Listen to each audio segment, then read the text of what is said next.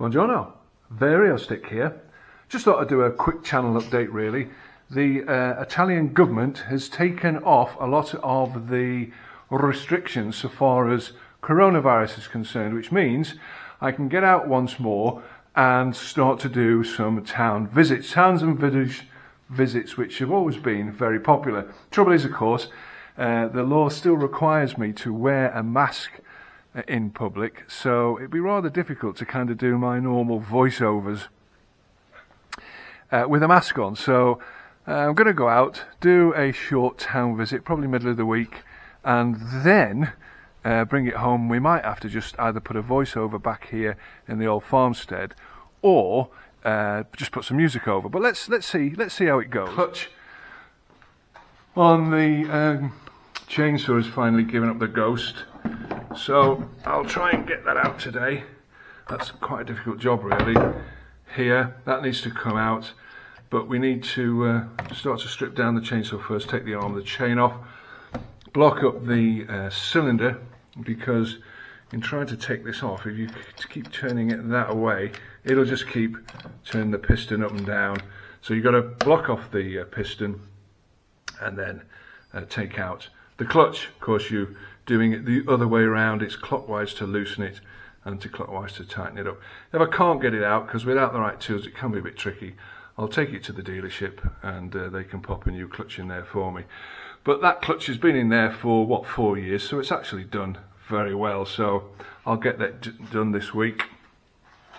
The two strimmers are running quite well. This draper, I don't know if I've come across that make, but I've had this draper now for about 8 years. I've got it set up as a brush cutter with the metal blades on it permanently set up as a brush cutter, and it's never let me down in about 8 years. I'll put it away at the end of the season, give it a clean and lubricate it, put it away, get it out in the spring, first pull, bang, off you go.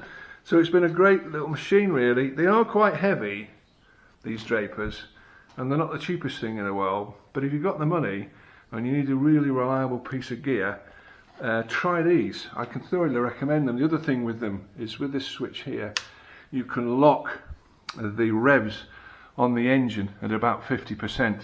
So because it hangs quite nicely off the harness, it's nicely balanced, you can just have your hands on top then and just swing it from left to right as you're going through the heavy brush, and it will cut quite heavy stuff down this. I do have a strimmer as well, a cheaper strimmer, which I've got set up with just the strimmer string. That's quite difficult to say.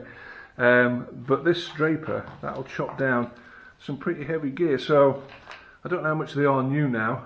That's the Draper Expert. But if you can get your hands on one of them, I thoroughly recommend them. Don't use the choke too much on it, because they will flood very quickly. But a nice piece of gear, that.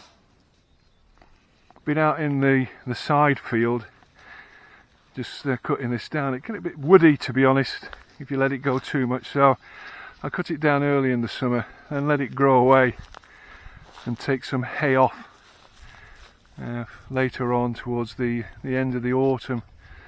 But it's coming quite nicely. But I just thought I'd come out and show. I think these are mallows, aren't they? Some lovely little under plants coming through, growing underneath the mower, underneath the cutters. But this field's done quite well really. This is where we were going to put the sheep, but we haven't got around to that. See what the farmer's got for sale, and we might get some sheep in. Let's see what happens. But that's all cut down now. A bit of a job, but as I say, we'll take some hay off it later on in the year. The geese are as hateful as ever, and because they're laying eggs at the moment, of course, they get very aggressive. You've got to be careful with these things.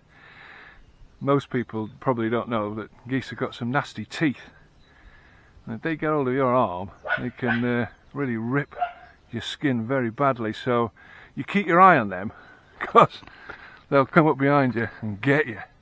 Won't they, Mr. Cockerel? I don't know where Bear is. I think he's probably in the shade, aren't you, Mr. Bear? Eh? What a good boy. Oh, what a good boy. You didn't like the heat, do you, Bear? Huh? Ain't good. You're probably worst part of your life out here, really. So Mr. Bear hangs about in the barn where it's a bit more shady. Don't you, Mr. Bear? You're a good boy. Weather's doing nice. A bit breezy this morning, but otherwise we've got the figs coming. We've got lots of brown fig trees, white figs, the cherries. They are looking quite promising. We had a storm blow through earlier in the week, so I think it's probably damaged the walnut crop. The walnuts kind of pollinate themselves from these catkins, and if you get a storm blow through, it'll take some of the catkins off the trees, and it does reduce your overall crop. So we'll have to wait and see how that went, won't we, Mr. Bear? Yeah, he's a good boy. See how they fare. To be absolutely honest with you, you get so many flipping walnuts off these things that you get sick of eating them, pickling them, roasting them, doing whatever else you want to them. Even Mr. Bear won't eat them, will you? You hot. A lovely dog. Don't know if you've seen the other videos I've done on Bear. He's an Abruzzo Maremma, a native to this part of Italy. I've done a few videos on him, so it's worth watching them, especially if you're thinking about getting one of these things for a pet, because they do have issues. They shed like there's no tomorrow. They're very noisy. They make a mess when they drink their water, and it's not something. They're big dogs, not something that you want in an apartment. And when they start barking, the whole place rattles, which out here in the middle of nowhere, of course, isn't a problem. But if you're living in the middle of a city or a town, in an apartment or a house, you wouldn't want one of these as a pet. But please have a look back, see the updates I've done on Mr. Bear, who wandered in from a snowstorm, didn't you, Mr. Bear? A few years back now, and now he lives with us and he looks after the geese and the chickens, don't you, Bear? And eats us out of house and home, of course, because they do eat a lot. That's the other thing. Yes. Of course, with the chainsaw being burnt out, I still haven't got round to finishing off this log pile. Almost every video I do, I seem to say, oh well, I'll finish off the log pile, but until I get that clutch sorted out, then it's going to stay the way it is. But hopefully in the next few weeks I'll get the log pile finished, get it stacked, ready for the autumn. So that should be done, and then we can join Mr. Bear in the shade. What do you think, Bear? That's a good idea.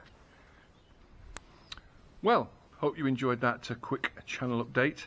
An update on the farmstead. Got a few jobs to do. Got to get the clutch finished in that chainsaw this week, and then we can get that log pile stacked, ready for the autumn. Forget about that then for the summer, can't we? As I say, we're going to get out midweek, try our first town visit for some amount of time, but given that we got to wear face masks in public, I don't think you're going to hear an awful lot of what I say. So let's try putting a bit of background music on, or maybe do a voiceover back here at the old farmstead. Let's see how it goes. So please like and subscribe to the channel. Please spread the good word. Feel free to share these videos. It's nice to have everybody on board, and it lets me know that what we're doing is what people want to see, really. So from a very sunny and very warm Abruzzo and a chainsaw with a broken clutch, I shall say ciao for now.